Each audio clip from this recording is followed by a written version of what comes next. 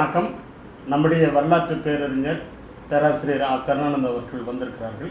வரலாற்று பாதுகாப்பு இயக்கம் என்ற அமைப்பினுடைய மாநில அளவிலான ஒருங்கிணைப்பாளராகவும் வரலாற்றினுடைய மேனாள் துறைத் தலைவராக விவேகானந்தா கல்லூரியில் பணியாற்றியவர்.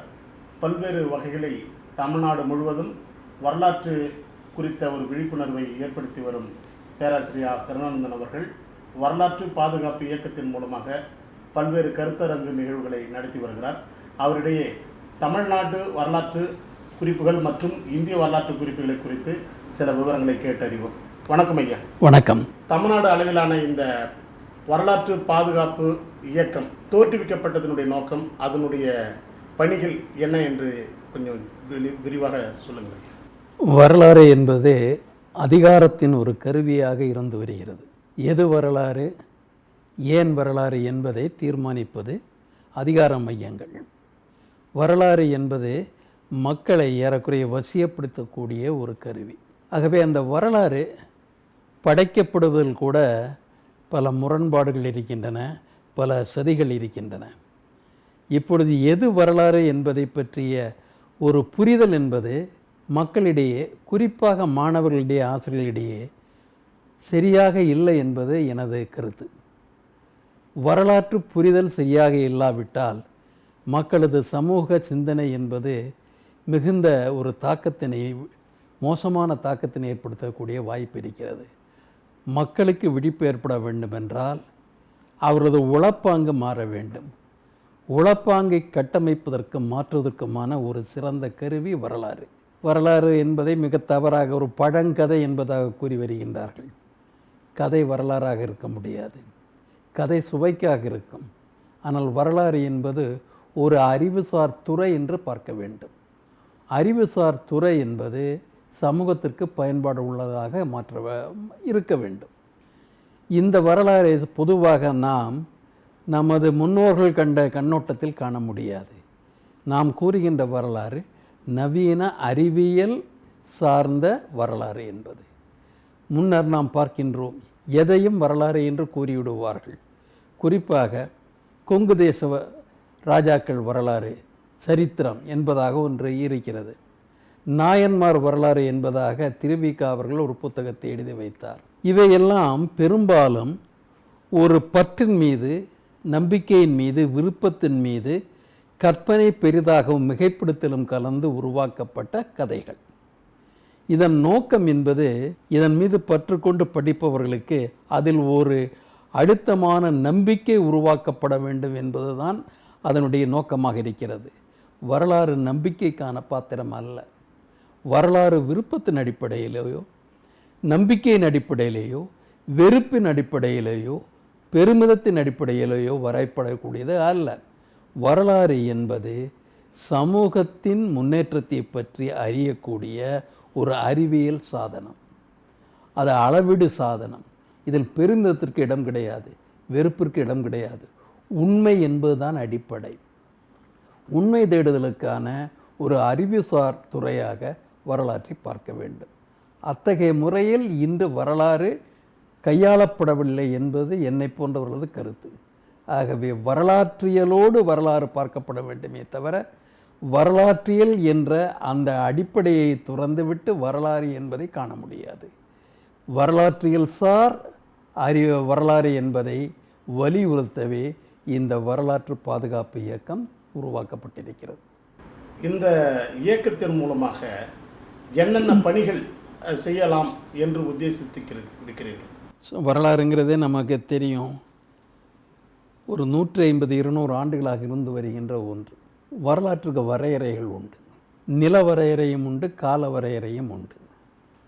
நம்மை பொறுத்தவரையில் வரலாறு என்பது இன்றைய சூழலில் இந்திய குடியரசின் ஒரு பழங்கதையாக பார்க்கப்படுகின்ற வரலாறு. இந்திய குடியரசு என்பது 1773 விதைக்கப்பட்டு 1950 முழுமை பெற்ற ஒன்று. இந்தியா என்பது பழங்காலத்தில் இல்லை. ஆனால் இந்திய துணைக்கண்டம் இருந்தது. இந்திய துணைக்கண்டம் இன்றைய சூழலில், இன்றைய நிலைமைக்கு வருவதற்கான அந்த பின்னணிகளை குறித்து ஆராய்கின்ற ஒரு கருவியாகவும் வரலாறு பார்க்கப்பட வேண்டும். ஆகவே இங்கே தமிழக வரலாறு என்பதுடன் தமிழகம் இன்று தனி நாடு அல்ல. தமிழகம் இந்திய குடியரசில் ஒரு மாநிலம். மாநில அரசாக நாம் நம்மை பார்க்கின்றோம், ஒரு மாநில மக்களை பார்க்கின்றோம். அந்த மாநில மக்களது வரலாறு தேசிய வரலாற்றில் உரிய அளவில், உரிய பரிமாணத்தில், பரிணாமத்தில் தரப்பட்டிருக்கிறதா என்ற கேள்வியை கேட்க கடமைப்பட்டிருக்கின்றோம். உண்மையில் சொல்லப்போனால் இந்திய தேசிய வரலாறு என்பதுவே ஒரு கேள்விக்குரிய ஒன்று. ஆனால் முறைப்படுத்தப்பட்ட கல்வித்துறைகளில் தமிழக வரலாறு என்பது 1970க்கு பிறகுதான் புகுத்தப்பட்டது. 1970 வரையில் தமிழக வரலாறு என்பது பாடத்திட்டத்தின் பகுதியாக இருக்கவில்லை. அதற்கு முன்னால் தென்னிந்திய வரலாறு என்பது முதுகலை பட்டத்தில் ஒரு பகுதியாக இருந்தது. தமிழக வரலாற்றுக்கு இடமில்லை. இனியும் சொல்லப்போனால் 1967 ஆட்சி மாற்றம் ஏற்பட்ட பிறகுதான் இந்த பகுதி மக்களது மரபுசார் உண்மைகளை வெளியில் கொண்டு வர வேண்டும், அவர்களது வரலாற்றுக்கு ஒரு உரிய இடம் தரப்பட வேண்டும் நோக்கத்தில் தமிழக வரலாறு, தமிழ்நாட்டு வரலாறு என்ற முறையில் பாடத்திட்டங்கள் உருவாக்கப்பட்டன. பள்ளிகளிலும் கல்லூரிகளிலும் அந்த பாடங்கள் புகுத்தப்பட்டன. நம்மை பொறுத்தவரையில் தமிழ்நாட்டு வரலாறு என்பது பாடத்திட்டத்தில் அறிமுகப்படுத்தப்பட்டு ஏறக்குறைய 50-55 ஆண்டுகள் தான் ஆகின்றன. ஆனால் இந்திய வரலாறு என்பது 1817 இருக்கிறது. 1817 தான் முதலாவது இந்திய வரலாறு என்பது புத்தகமாக வெளியிடப்பட்டது. யாரால் வெளியிடப்பட்டது என்றால் கிழக்கிந்திய கம்பெனியால் வெளியிடப்பட்டது. கிழக்கிந்திய கம்பெனி லண்டனில் செயல்பட்டு வந்த கம்பெனி. அந்த கம்பெனி அதுவே எதிர்பாராத வண்ணம் இந்தியாவில் ஒரு நாட்டை ஆளுகின்ற பொறுப்பை கொண்டதாக மாறிய பொழுது அதற்கு ஒரு புதிய சிக்கல் வந்தது.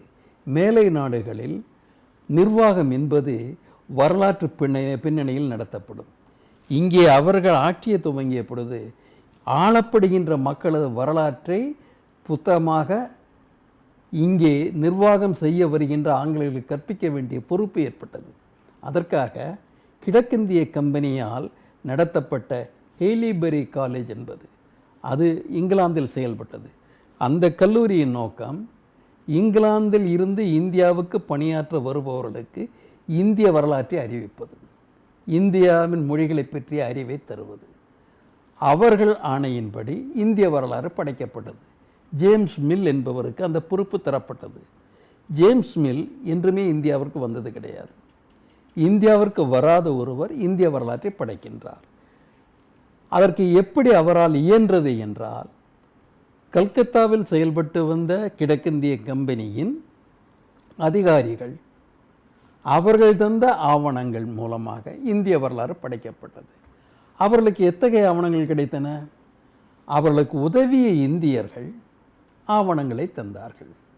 அவர்கள் உதவிய இந்தியர்கள் பெரும்பான்மையானவர்கள், மிக பெரும்பான்மையானவர்கள் பிராமணர்கள், வைதீகர்கள். அவர்கள் தந்த ஆவணங்கள் சமஸ்கிருதம், வேதம் பற்றியது. சமஸ்கிருதம் தான் இந்தியாவின் மையம் என்றும், வேதம்தான் இந்தியா பண்பாட்டின் துவக்கமும் மையமாக இருக்கிறது என்றும் ஒரு தவறான எண்ணம் இங்கே உருவாக்கப்பட்டு அந்த ஆவணங்கள் அடிப்படையில் இந்திய வரலாறு துவக்கப்பட்டது. அதனால்தான் அவர் எழுதிய புத்தகத்தில் இந்தியாவின் துவக்கம் என்பது வேத நாகரிகத்திலும் துவங்குகிறது. இது அவர்கள் வேண்டுமென்றே செய்ததாக கருதவில்லை. ஆனால் கிழக்கிந்திய கம்பெனியின் அதிகாரிகளும் அவர்களுக்கு உதவியாக இருந்த உயர் வகுப்பு இங்கே இருந்த செல்வாக்கு பிரிவினரும் இவர்கள் இணைப்பால் உருவான ஒரு வரலாற்று புத்தகம் அந்த இந்திய செல்வாக்கு பிரிவினரின் நலன்களையும் விருப்பங்களையும் மையப்படுத்தி ஒரு வரலாறு எழுதப்பட்டது. ஆகவே அது ஒரு சிறு பிரிவினரின் வரலாறாக அமைந்ததுவே தவிர ஒரு பலதரப்பட்ட மக்களை கொண்ட இந்திய தேசத்தின் புது வரலாறாக அமையவில்லை. அந்த நிலை இன்றும் தொடர்கிறது. ஆகவே தேச வரலாறே தவறாக வருகிறது. அதனால் இந்த தவறாக உருவான தேச வரலாற்றில் தமிழகத்திற்கு இடமே இல்லாமல் இருந்தது. உலக வரலாறு எழுதப்படுகின்ற பொழுது உலக வரலாறு இருக்கின்ற இறையாண்மை பெற்ற நாடுகளின் வரலாறுகளை தொகுத்து எழுதப்படுவது. இன்று உலக வரலாற்றை பார்க்கின்ற பொழுது அதில் இந்திய வரலாற்று பகுதி இருக்கும், ஆனால் தமிழை காண முடியாது, திராவிடத்தை காண முடியாது, இந்த சமஸ்கிருதம் அல்லாத பிற பிரிவு பகுதிகளையும் காண முடியாது. இனியும் சொல்லப்போனால் இந்தியாவில் பௌத்தத்தை பற்றிய குறிப்பு கூட உலக வரலாற்றில் இந்திய வரலாற்று பகுதியில் பார்க்க முடியாது. ஆகவே முதல் கோணல் முற்றும் கோணலாக மாறியிருக்கிறது. ஒரு வரலாறு உண்மையை சொல்ல வேண்டுமே தவிர ஒரு பகுதியின் வரலாற்றை, ஒரு பிரிவினரின் அந்த முன்னேற்றத்தையோ மாற்றத்தையோ அவர்களது விரிவாக்கத்தையோ அதையே ஒரு தேசியமாகவோ சித்தரிப்பது என்பது அறிவியல் வரலாற்று முறைகளுக்கு முரண்பட்டது. வரலாறு மாற்றி அமைக்கப்பட வேண்டிய அவசியம் இருக்கிறது. அந்த அவசியம் வருகின்ற பொழுது இந்தியா எத்தகைய மாநிலங்களால் பிரிவுகளால் உருவாக்கப்படுகின்றதோ அந்த பிரிவுகளுக்குரிய இடம், முக்கியத்துவம் அதில் வந்தாக வேண்டும். அதற்காகத்தான் இப்பொழுது வரலாற்று பாதுகாப்பு இயக்கம் தனது குரலை எழுப்பியிருக்கிறது. 1922 1924 வரைக்கும் இந்திய வரலாற்றினுடைய தன்மை ஒரு மாதிரியாக இருந்தது. அந்த சிந்து சமவெளி நாகரிகத்தினுடைய ஆய்வுக்கு பிறகு அதனுடைய தன்மை முற்றிலுமாக மாறுபட்ட ஒரு நிலையை எட்டியிருக்கிறது. அப்படி பார்க்கிற போது இந்த சிந்து சமவெளி நாகரிகத்தினுடைய கூறுகள் ஒட்டுமொத்தமாக முழுமையாக இந்திய வரலாற்றினுடைய முழுமையை வெளிக்கொண்டு இருக்குதுங்களா?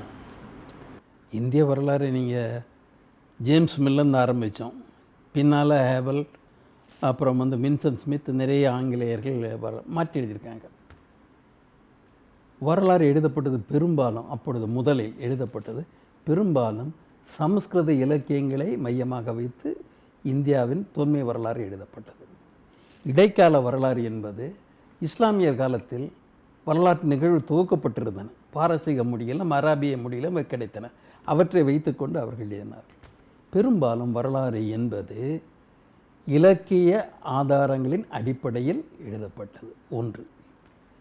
இரண்டாவது, அந்த இலக்கியங்களை விமர்சனம் செய்யாமல் அப்படியே வரலாறாக ஏற்றுக்கொண்டு எழுதப்பட்டவை. இந்த பெரும் தவறுகள் வருகின்றன. அதன் ஏற்பட்ட ஒன்று, வின்சென்ட் ஸ்மித்தே அந்த தவறை புரிந்து கொண்டார், பிறகு மாற்றினார். இந்தியாவின் வரலாறு கிருஷ்ணா நதிக்கரையிலும் காவிரி நதிக்கரையிலும் துவங்க வேண்டுமே தவிர கங்கையிலும் சிந்துவிலும் துவங்கக்கூடாது என்று கூறியது உண்டு. அவரது இயக்கம் இதுவரையில் தீராத ஒரு இயக்கமாகவே இருக்கிறது. ஆனால் அடிப்படையில் வரலாறு என்ற அறிவியலை புரிந்து கொள்ள தெரியும். முதல் கட்டத்தில் எழுதப்பட்ட வரலாறுகள் முழுக்க இலக்கியம் சார்ந்து எழுதப்பட்டவை. ஆனால் வரலாறு என்பதற்கு ஒரு துறை மட்டுமே பொறுப்பு அல்ல. இங்கே தொன்மை பண்பாட்டை வரலாற்றை பார்க்கின்ற பொழுது தொல்லியல் ஆய்வுகள் என்பது மிக முக்கியமானவை. தொல்லியல் ஆய்வு என்பது ஏறக்குறைய 18ஆம் நூற்றாண்டில் தான் முக்கியத்துவம் பெறுகிறது. தொல்லியலில் அகழ்வாய்வுகள் உண்டு, பிறகு எழுத்தியல் ஆய்வுகள் உண்டு, தொன்மை கட்டடங்களை பற்றிய ஆய்வுகள் உண்டு, நாணயங்களை பற்றிய ஆய்வுகள் உண்டு, பலதுறை ஆய்வுகள் உண்டு. அவை அறிவியல் பூர்வமாக ஆராயப்படுபவை. அவற்றையும் இணைத்துத்தான் வரலாறு முழுமை பெறுகிறது. இந்தியாவில் முதலில் மொழியியல் குறித்தே ஒரு மாறுபட்ட சிந்தனை என்பது 1836க்கு பிறகு வருகிறது. அதுவரையில் சமஸ்கிருதம் மட்டுமே இந்திய மொழி, இந்திய பண்பாட்டு மொழி என்பதான ஒரு மாயையில் மூழ்கி போயிருந்த ஆங்கிலேயர்கள். வேறொரு காரணம் உண்டு. இந்தியாவின் செல்வாக்கு பிரிவினருக்கு சாதகமாக ஆதரவாக இருந்தால், அவர்களுக்கு அனுசரணையாக இருந்தால் இங்கே ஆட்சி சுமூகமாக நடக்கும் என்று நினைத்தார்கள். ஆகவே அவர்களை திருப்தி செய்யும் பொருட்டு எழுதப்பட்ட வரலாற்றில் சமஸ்கிருதம் மட்டுமே கையாளப்பட்டது. முதலில் எழுதப்பட்ட வரலாற்றில் இந்தியாவின் மிக தொன்மை மொழிகளான பிராகிருதம் இடம்பெறவில்லை, மிக தொன்மையான மொழியான தமிழ் இடம்பெறவில்லை. ஏன் இடம்பெறவில்லை என்றால் அவற்றை பொருள்படுத்தவில்லை. அவர்களுக்கு எது மொழி என்று சொன்னவர்கள் சமஸ்கிருதத்தை சார்ந்தவர்கள், சமஸ்கிருதத்தின் மூலமாக ஆதிக்கம் செலுத்தியவர்கள். ஆகவே இந்த குறைபாடு 1836 வரை நீடித்தது.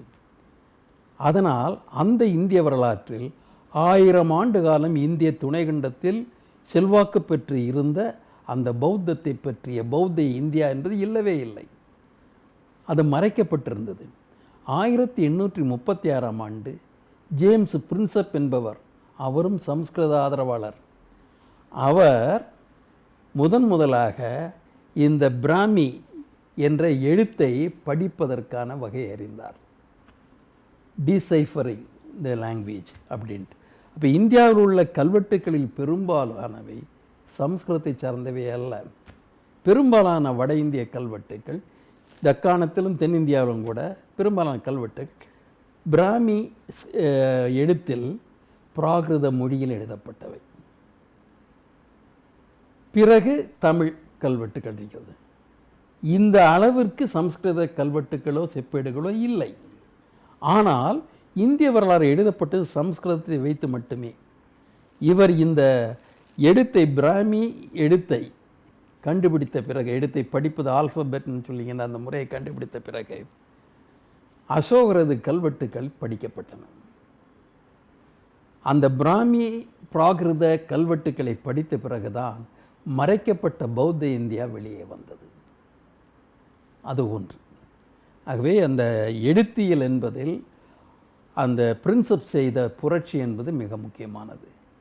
ஒரு உண்மையான வரலாறு வருவதற்கு பெரும்பாலும் உதவி செய்து மொழி சம்பந்தமாக.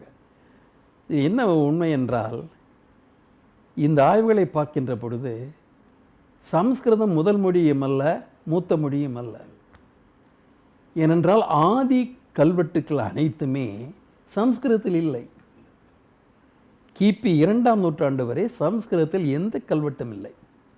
ஆனால் கிமு 5ஆம் நூற்றாண்டிலிருந்து வருகின்ற கல்வெட்டுக்கள் பிராமி எழுத்தில் பிராகிருத மொழியில் இருந்தன. ஆகவே இந்தியாவில் பயன்படுத்தப்பட்ட முதல் மொழி பிராகிருத மொழி. அந்த பிராகிருதம் என்ற சொல்லின் பொருளே இயல்பான மொழி, முதன்மையான மொழி, தொன்மையான மொழி என்பதாகும். பிராகிருதம் என்பதன் அந்த மூலச்சொல் பிரகிருதி என்பது, இயற்கை என்பது. இப்போ இயற்கையான மொழி பிராகிருதம். அதில் கல்வெட்டுக்கள் இருந்தன.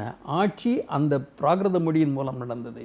ஆனாலும் அது 1836 வரை தெரியப்படவில்லை. சம்ஸ்கிருதம் என்றால் சீரமைக்கப்பட்ட மொழி என்று பொருள், செம்மைப்படுத்தப்பட்ட மொழி என்று பொருள். பிராகிருதத்தின் ஒரு பகுதியை செம்மைப்படுத்தி ஒரு சில குறிப்பிட்ட தனிப்பட்ட நோக்கங்களுக்கு மட்டுமே வைத்துக்கொண்ட ஒரு மொழி. அது என்றுமே மக்கள் மொழியாகவோ மக்களுக்கு புரிய வேண்டிய மொழியாகவோ எடுத்துக்கொள்ளப்படவில்லை. ஆனால் அந்த சம்ஸ்கிருதத்தை கொண்டு இந்திய வரலாற்றை எழுதினார்கள். சம்ஸ்கிருதம் அல்லாத மொழிகள், கல்வெட்டுக்கள் கருத்தில் கொள்ளப்பட்ட பொழுதுதான் இந்திய வரலாறு விரிவாக்கம் பெறுகின்றது. இது ஒன்று.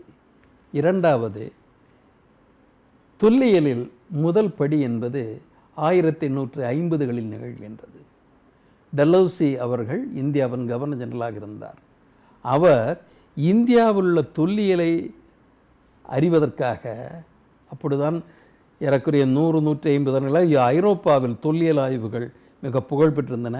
எகிப்தில் இருந்த அந்த பிறநோய்களில் உள்ள தொல்லியல் ஆய்வுகள் நடைபெற்றன. நெப்போலியன் படையெடுப்பின் பொழுது அந்த ரோசெட்டா கல்வெட்டுக்கள் மூலமாக பண்டைய எகிப்திய மொழி புரியலாயிற்று. ஆகவே இங்கு இந்தியாவிலும் அதுபோன்ற ஆய்வுகள் நடத்தப்பட வேண்டும் என்று டெல்லௌசி விரும்பினார். அதன் விளைவாக அந்த தொல்லியல் துறை ஒன்று நிறுவப்பட்டது, டைரக்டர் ஜெனரல் ஆஃப் ஆர்கியாலஜி. அந்த ஆர்கியாலஜி முதல் தலைவராக கன்னிங்ஹாம் என்பவர் நியமிக்கப்பட்டார். கன்னிங்ஹாம் என்பவர் முறையான தொல்லியல் பயிற்சி பெற்றவர் அல்ல. அவர் ஒரு இராணுவத்தில் இருந்த பொறியியலாளர். ஆனால் அவருக்கு தொல்லியல் ஆய்வுகளில் மிகுந்த ஈடுபாடு. அவரது ஆய்வுகள் பெரும்பாலும் நினைவு சின்னங்களை பற்றிய ஆய்வாக இருந்தது. சிலவற்றை அவர் அகழ்ந்து பார்த்தும் செய்தார். அவர் அகழ்ந்து பார்த்ததில் எழுந்த உண்மை, தொன்மை இந்தியாவின் 90 விழுக்காடு இந்த நினைவு சின்னங்கள், அகழ்வாய்வு சின்னங்கள், பௌத்த சின்னங்களை தவிர மற்ற பௌத்தம் அல்லாத வைதிக சின்னங்களோ அல்லது புராணிக சின்னங்களோ அல்ல என்பதை கண்டறிந்தார். இந்த இருவரையுமே சதிகாரர்கள் என்று இன்றைய இந்துத்துவ வரலாற்றாசிரியர்கள் குறிப்பிடுவது வழக்கம், கன்னிங்காமின் மூலமாக. இது ஒரு புறம் இருக்க, சென்னை ராஜதானி ஏறக்குறைய 1773 அந்த ஒடுங்காற்று சட்டம் வந்த பிறகு இந்திய கூட்டாட்சி என்ற அடிப்படை உறுதியாயிற்று. முதலில் கல்கத்தா அரசு தனியாக இருந்தது, சென்னை அரசு தனியாக இருந்தது, பாம்பே அரசு தனியாக இருந்தது. இந்த மூன்றையும் அனைத்து ஒரு கூட்டாட்சி என்பது 1773. ராஜதானியாக இங்கே சென்னை ராஜதானியாக மாறிய பிறகு இங்கே முறைப்படி நிர்வாகம் நடக்க ஆரம்பித்த பொழுது பொதுவாக இந்த வருவாய்த்துறையில் அதிக கவனம் செலுத்தப்பட்டது. வருவாய்த்துறையில் அதிகாரிகள், முதல்கட்ட அதிகாரிகளாக இருந்தவர்கள் ஆங்கிலேயர்கள். மிகுந்த படிப்பறிவு கொண்டவர்கள், சாதாரண அறிவு உள்ளவர், படிப்பு அறிவில்லாதவர்களோடு வந்தார்கள். ஆனால் இங்கே அவர்களுக்கு இந்த தென்னிந்திய மொழிகளில் பயிற்சி அளிக்க வேண்டிய அவசியம் இருந்தது. ஏனென்றால் மொழிகளை தெரிந்தால்தான் மக்களிடம் தொடர்பு கொண்டு அவர்களது உண்மைகளை புரிந்து கொள்ளவும் வரிகளை பெறவும் வசதியாக இருக்கும். ஆவணங்களை எழுதுவது கூட அதனால் வசதிப்படும். ஆகவே அதற்காக இந்த சென்னை ராஜதானியில் உள்ள 4 மொழிகளை பற்றிய அறிவை இந்த கம்பெனி அதிகாரியில் நிறுவப்பட்ட இந்த வருவாய்த்துறையினருக்கு தருவதற்காக ஒரு கல்லூரி நிறுவப்பட்டது, செயின்ட் ஜார்ஜ் ஃபோர்ட். அந்த புனித ஜார்ஜ் கோட்டை கல்லூரி என்பது அலுவலர்களுக்கு மொழிப்பயிற்சி தருவதற்காக வந்தது. அதனால் என்ன ஆயிற்று என்றால், தென்னிந்திய மொழிகளை பற்றிய ஆழமான ஆய்விற்கு அது வழிவகுத்தது. இதனை உருவாக்கியவர் எல்லிஸ், சென்னை கலெக்டராக இருந்த எல்லிஸ். அவரும் இந்த மொழிகளை கற்றறிந்தார். குறிப்பாக அவர் தெலுங்கு தமிழில் அதிக ஆர்வம் காட்டினார். அவர் தெலுங்கு மொழிக்கு ஒரு அகராதி ஒன்று எழுதப்பட்டது. அகராதிக்கு அவர் தந்த அணிந்துரையில் முதலாக அவர் குறிப்பிட்டார், இந்த தென்னிந்திய மொழிகள் அனைத்திற்கும் தாய் சம்ஸ்கிருதம் அல்ல. தென்னிந்திய மொழிகள் ஒரு குடும்பத்தை கொண்டவை, வேறு ஆரியமல்லாத வேறு குடும்பத்தவை, ஒன்றோடொன்று தொடர்புடையவை, அடிப்படையில் அவை ஒரே மொழி குடும்பத்தை சார்ந்தவை, திராவிட மொழி குடும்பம் என்ற முதல் அறிவிப்பை வெளியிட்டவர் எல்லிஸ் 1816. அந்த கல்லூரியின் மூலமாகத்தான் திருக்குறள், அதை பற்றிய அறிதல் எல்லிஸுக்கு ஏற்பட்டது.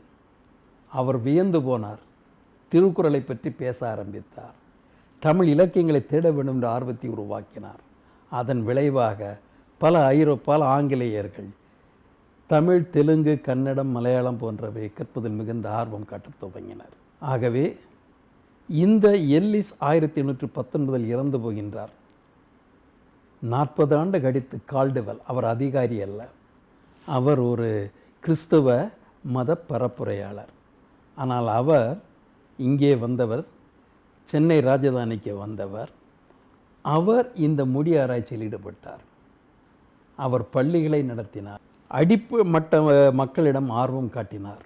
கால்டுவெல், அந்த கால்டுவெல் இன்று அவர் படிப்பறி இல்லாதவர், ஸ்கூல் ட்ராப் அவுட் அப்படின்லாம் நமது மிக பொறுப்பான பதவியில் இருக்கின்ற பொறுப்பில்லாதவர்கள் கூறிக்கொண்டிருக்கின்றார்கள். ஆனால் கால்டுவெல் என்பவர் பன்மொழி புலவர். ஆங்கிலத்தில் சொல்ல வேண்டும் என்றால் பாலிகிளாட். எப்படி ஜோன்ஸ் என்பவர் சம்ஸ்கிருதம் சார்ந்த மொழிகளை கற்று அதை பிரபலப்படுத்தினாரோ அவரையும் பாலிகிளாட்னு சொல்லுவாங்க, பன்மொழி புலவருமாங்க. அவர் சம்ஸ்கிருதம் சார்ந்த மொழிகளை கற்றவர், எகிப்திய மொழியை கற்றவர், சீன மொழியை கற்றவர், திராவிட மொழிகளை பற்றி அறியாதவர். ஆனால் கால்டுவெல் தென்னிந்திய மொழிகளை பற்றி அறிந்தவர், சம்ஸ்கிருதமும் அறிந்தவர். அவர் பல மொழி நூல்களை ஆராய்ந்த பிறகு ஆராய்ச்சி வடிவாக அதை கொண்டு வந்தார். ஒப்பிலக்கணம், திராவிட மொழியின் ஒப்பிலக்கணம். அது அறிவியல் பூர்வமாக திராவிட மொழி குடும்பம் என்ற ஒன்றை நிறுவியது. தமிழ் தனித்து இயங்கக்கூடியது என்பதை நிறுவியது. தமிழ் மிக மிக தொன்மையானது என்பதையும் சுட்டிக்காட்டியது. அது மட்டுமல்ல, பின்னால் லகோவரி போன்றவர்கள் பின்னால் ஆராய்ச்சி செய்த பொழுது தமிழ் சொற்களை அவர்கள் மத்திய கிழக்கு மொழிகளில் பார்க்கின்றார்கள், எகிப்திய மொழியில் பார்க்கின்றார்கள், சுமேரிய மொழியில் பார்க்கின்றார்கள், துருக்கிய மொழியில் பார்க்கின்றார்கள், ஸ்பெயினில் உள்ள பாஸ்க் மொழியில் பார்க்கின்றார்கள். ஆகவே தமிழ் என்பது தென்னிந்தியாவுடன் ஒடுங்கிவிடக்கூடிய ஒன்று அல்ல. தமிழ் அல்லது திராவிட மொழி குடும்பம் தாய் மொழி என்பது உலகின் பல இடங்களிலும் தன் தாக்கத்தை ஏற்படுத்தி இருக்கிறது. பெரும்பாலும் வணிக தொடர்புகளால் இந்த மொழி மாற்றங்கள், மொழி பரிமாற்றங்கள் ஏற்பட்டிருக்கின்றன என்ற கருதி உருவாயிற்று. இந்த திராவிட மொழி குடும்பம் என்பது இப்பொழுது என்ன ஆயிற்று என்றால், சமஸ்கிருத மொழிதான் இந்தியாவின் ஒற்றை மொழி, அனைத்து மொழிகளுக்கும் தாய் சமஸ்கிருதம் என்று இதுவரையில் ஆதாரமின்றி கூறப்பட்டு வந்த அந்த ஒரு பரப்புரையை தகர்த்தது. சமஸ்கிருதம் மூத்த மொழி என்பதற்கு அறிவியல் அடிப்படையிலான எந்த ஆதாரமும் கிடையாது. இவர்களாக கூறிக்கொள்வதை தவிர எந்த ஆதாரமும் கிடையாது. ஏனென்றால் அவர்களது ஆதி நூற்கள் வேத நூற்கள். அந்த வேத நூற்களை பற்றி அவர்களே கூறுவது ஸ்ருதி என்பார்கள். ஸ்ருதி என்றால் எழுதப்படாத, கேட்டு கேட்டு தலைமுறை பரிமாறப்படுகின்ற ஒன்று என்று பொருள். ஸ்ருதி என்றால் காதினால் கேட்கப்படுவது என்று பொருள். எழுதப்படாத ஒன்றை மொழியாக எப்படி கொள்வது, அதுவும் பண்பட்ட மொழியாக எப்படி கொள்ள முடியும்? சமஸ்கிருதத்தின் வளர்ச்சியை நாம் மகாயான பௌத்தத்திற்கு பிறகுதான் பார்க்க முடியும்.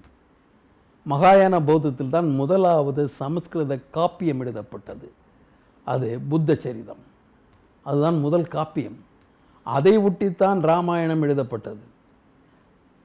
ஆகவே அதற்கு பிறகு அந்த சமஸ்கிருத வடிவத்தை பிராமணியம் பற்றி கொண்டது. குப்தர் காலத்தில் அது அதனுடைய இழப்பு முதல் முறையாக சமஸ்கிருதம் ஆட்சி மொழியாக்கப்பட்டது, மத மொழியாக்கப்பட்டது. புஷ்யமித்திர சுங்கன் காலத்தில் கூட ஆட்சி மொழி சமஸ்கிருதம் அல்ல, பிராகிருதம் தான். இப்படி வந்த மொழி 1000 ஆண்டு பின்னால் வந்த மொழி, 1000 ஆண்டுகளுக்கு முன்னால் இருந்த மொழிகளையெல்லாம் பிரசவித்த மொழி என்று சொல்லுகின்ற அந்த மோசடியை இவர்கள் இப்பொழுது தோலுறுத்தி காட்டினார்கள். மோசடியை வெளிப்பட கொண்டவர்கள் இப்பொழுது இந்து மதத்திற்கு எதிரான சதிகாரர்கள் என்று கூறப்படுகின்றார்கள். அவர்கள் சதிகாரர்கள், கிறிஸ்துவ மத சதிகாரர்கள் என்றும் கூறப்படுகின்றார்கள். கால்டுவெல் மதத்தைச் சேர்ந்தவர், ஆனால் எல்லிஸ் மதவாதி அல்ல. மெக்காலே மதத்தை வன்மமாக பார்த்தவர், மத அடிப்படையில் அரசாங்கம் நடத்தப்படக்கூடாது என்று சொன்னவர். அவை இதில் ஆனால் சம்ஸ்கிருதத்தை போற்றிய மேலை நாட்டினர், மேக்ஸ் முல்லர் போன்றவர்கள், இவர்கள் அறிஞர்கள் என்று குறிப்பிடுவார்கள். சம்ஸ்கிருதத்தை போற்றினால் அறிஞர், சம்ஸ்கிருதம் அல்லாத பிற மொழிகளை போற்றினால் சதிகாரர்கள். இந்த முறையில் இந்திய வரலாற்றை ஒரு மீட்டுருவாக்கம் செய்வதற்காக ஒரு முயற்சி இன்று நடைபெற்று கொண்டிருக்கிறது. இதன் அடிப்படையில் பார்த்தால் பௌத்த இந்தியா சதிகார இந்தியாவாகிறது. அசோகன் இந்தியாவை சீரழிக்க வந்த மன்னனாக காட்டப்படுகின்றான், கொடுமைக்காரனாக காட்டப்படுகின்றான். குப்தர்கள் பொற்காலமாக காட்டப்படுகின்றார்கள். இப்பொழுது யுஜிசி பல்கலைக்கழக அமைப்பு இந்திய வரலாறு இப்படித்தான் இருக்க வேண்டும் என்று ஆணையிடுகிறது. அந்த வரலாற்றை நாம் அப்படியே முணுமுணுக்காமல் ஏற்றுக்கொண்டால் இந்த மோசடிக்கு நாம் உடந்தையாகின்றோம். இல்லாத ஒன்று வரலாறாக மாற்றப்படுகிறது. நமது வரலாற்றை நாம் இழக்கின்ற ஒரு ஆபத்து இருக்கிறது. சிந்துவெளி என்பது இந்த தொல்லியல் ஆய்வு, தமிழ் தொன்மை இலக்கியம் இருக்கிறது, அகழ்வாய்வார்க்கான அந்த சான்றுகளே இல்லை என்று கூறப்பட்டது. வேதம் என்பது இலக்கியமாக இருக்கிறது, எழுத்து வடிவம் பிறகு 1500க்கு பிறகுதான் பெறப்பட்டது. ஆனால் அந்த வேதம் தொன்மையானது என்று வேத காலத்திற்கு எந்த தொல்லியல் சான்றும் கிடையாது. தொல்லியல் இல்லாத சான்று இல்லாத வேதத்தை நாகரிகத்தின் துவக்கம் என்று சொல்ல வேண்டும்.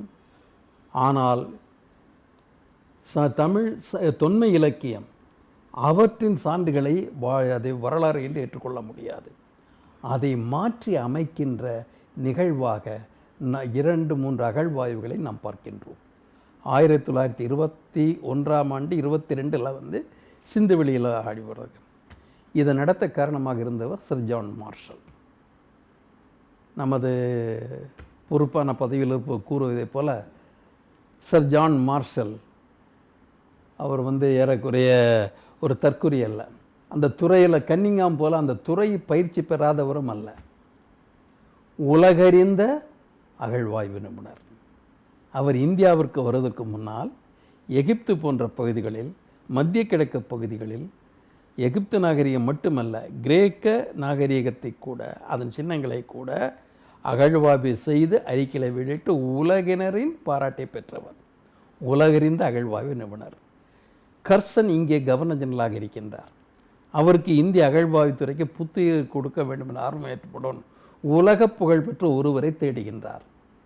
அவருக்கு சர் ஜான் மார்ஷலை, அன்று சர் அல்ல, அவர் சர் என்ற பட்டம் பிறகு கொடுக்கப்பட்டது. 1924க்கு பிறகு கொடுக்கப்படுகிறது. அந்த மார்ஷலை அவர் இந்தியாவிற்கு அழைக்கின்றார். கப்பல் பயணம் அன்று பயணம் வருகின்ற பொழுது புயல் ஏற்படுகின்றது. வருவதற்கு தாமதமாயிற்று. 1901 அவர் நியமனம் செய்யப்பட்டார். 1927 வரைக்கும் இந்தியாவில் அவர் டைரக்டர் ஜெனரல் ஆஃப் ஆர்கியாலஜி.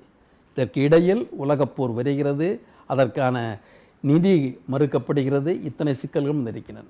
ஆனால் இந்த மார்ஷல் தான் இந்தியர்களுக்கு தொல்லியல் துறையில் பயிற்சி அளித்து அவர்களையே தொல்லியல் ஆய்வு செய்ய வைத்தவர்.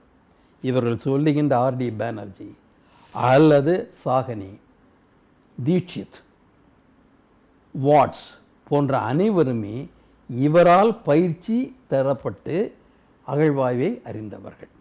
இவர் இல்லாவிட்டால் இந்தியர்கள் அகழ்வாய்வில் அப்பொழுது வந்திருக்க முடியாது. அவர் இருந்து இந்த அகழ்வாய்வை நடத்துகின்றார். அவர் உண்மையில் ஒரு திராவிட நாகரிகம் என்ற கருத்தியிலே அப்பொழுது இல்லை. அவருக்கு ஒரு பௌத்த சின்னத்தை ஆராய சென்றவர், ஹரப்பாவில் ஆராய சென்றவர். அதை அகழ்ந்து பார்த்த பொழுது எவ்வளோ ஆழமாக அன்று பார்த்தாரோ அப்பொழுது பௌத்தத்தின் கீழ் ஒரு திராவிடம் இருப்பவருக்கு புறப்பட்டது நகர நாகரிகம். அப்படி அதை போன்ற நகரங்கள் பல வந்தன. இந்த அகழ்வாய்வு அவரையே மலைக்க வைத்தது. அவர் அந்த ஆரம்ப கட்டங்களை எடுத்துக்கொண்டு 3 ஆண்டுகள் இருந்து அதற்கான அறிக்கையை தயாரித்து ஒரு ஆங்கில பத்திரிகைக்கு 1924 செப்டம்பர் மாதம் கொடுத்தார். அந்த அறிக்கையில் தான் அவர் குறிப்பிட்டார், இப்பொழுது சிந்து வெளியில் ஹரப்பாவில் நாம் அகழ்வாய்வு செய்து கண்டெடுத்தது ஒரு சாதாரண விஷயமல்ல. இந்தியாவிலும் மிக தொன்மையான ஒரு நாகரிகம் இருந்திருக்கிறது. எகிப்து, சுமேரியா போன்ற நகரங்களை இங்கே நாம் பார்க்கின்றோம். மேம்பட்ட நிலையில் இருந்த நாகரிகம். இந்த நாகரிகம் வேதத்திற்கெல்லாம் முற்பட்ட நாகரிகம். ஆரியர்கள் அல்லாதவர்களால் உருவாக்கப்பட்ட நாகரிகம். அதை பொதுவாக மேற்போக்காக சொல்லவில்லை, ஆதாரங்களை அடிக்க வைத்து கொண்டு அவர் சொன்னார். இதை ஏன் ஆரிய நாகரிகம் இல்லை என்பதற்கான காரணங்களை சொன்னார்.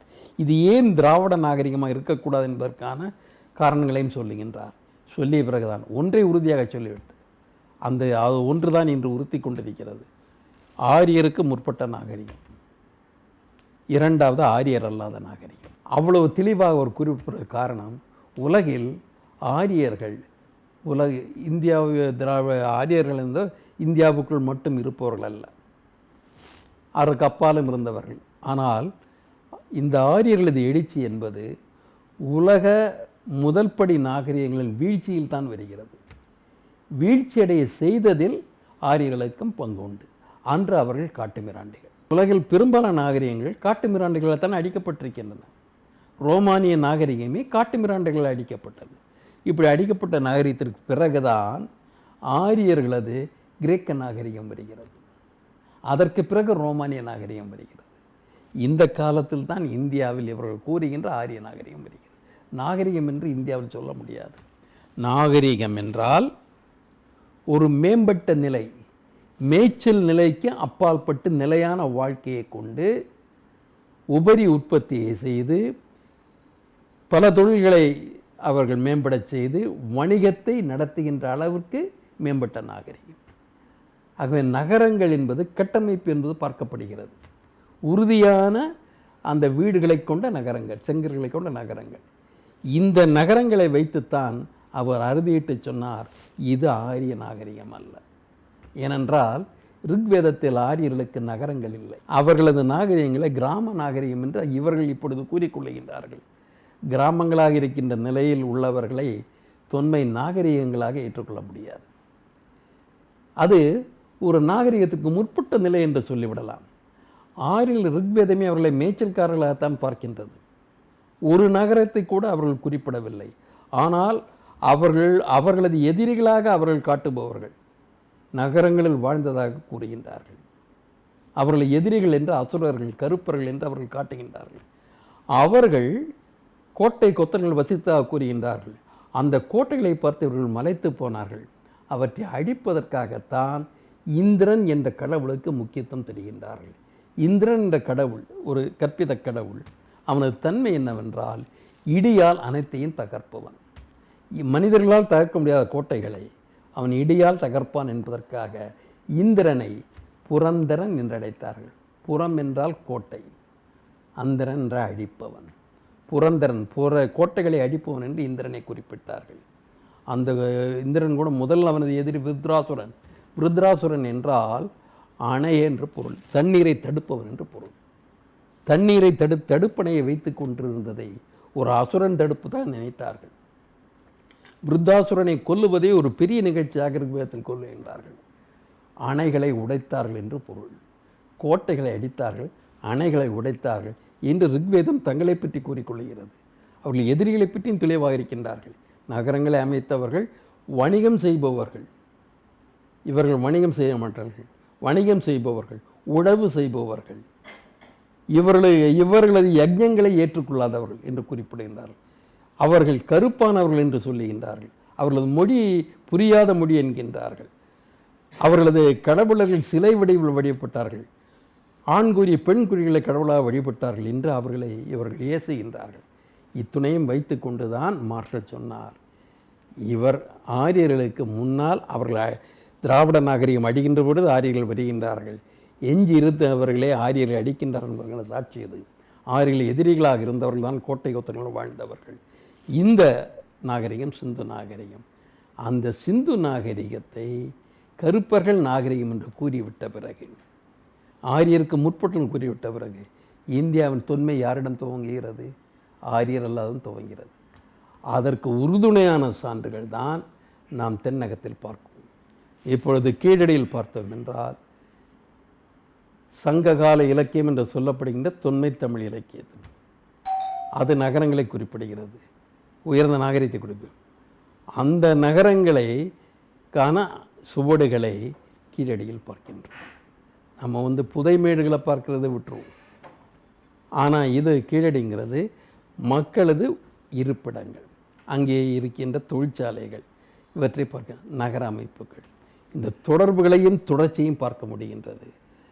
இந்த சூழலில் அந்த சிந்துவெளி நாகரிகம் என்பது ஒரு நமது மூதாதையர் நாகரிகம். நமக்கும் அதில் பங்கு உண்டு. அதில் இன்று அதை சரஸ்வதி என்று பெயர் மாற்றி விடுவதால் நம்மிடமிருந்து அவர்கள் திருடிக்கொண்டு செல்வதை அனுமதிக்க முடியாது என்பதற்காகத்தான் இந்த ஒரு கருத்தரங்களை நடத்தி கொண்டிருக்கின்றோம்.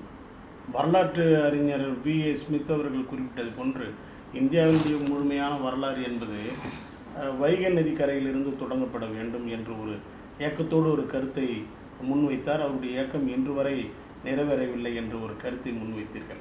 உண்மையிலேயே வரலாற்று மாணவர்களாக எங்களுக்கும் அந்த இயக்கம் இருக்கிறது. உண்மையிலேயே வரலாற்று அறிஞர் V.A. ஸ்மித் போன்றவர்கள் கீழனுடைய ஆய்வுக்கு பிறகு ஏற்பட்டிருக்கக்கூடிய மிகப்பெரிய வரலாற்று வரைவதில் இருக்கக்கூடிய ஒரு போக்கினுடைய தன்மை, இவற்றை வைத்து பார்க்கும்போது எந்த முயற்சியை நாம் மேற்கொண்டால் உண்மையான வரலாறு, கிரேக்கர்கள் வரலாற்று கழித்த இலக்கணத்தை போன்று உண்மையான இந்திய வரலாற்றை எழுத முடியும்? கிரேக்கர்கள் கூட அந்த ஹெரோடோட்டஸ் எழுதுவதில் வரலாற்றியல் கிடையாது. ஹெரோடோட்டஸுக்கு ஹிஸ்டோரியோகிராஃபி தெரியாது. அவரை தெரிந்தவற்றை எழுதினார். அதில் கூட பல விஷயங்கள் இருக்குது.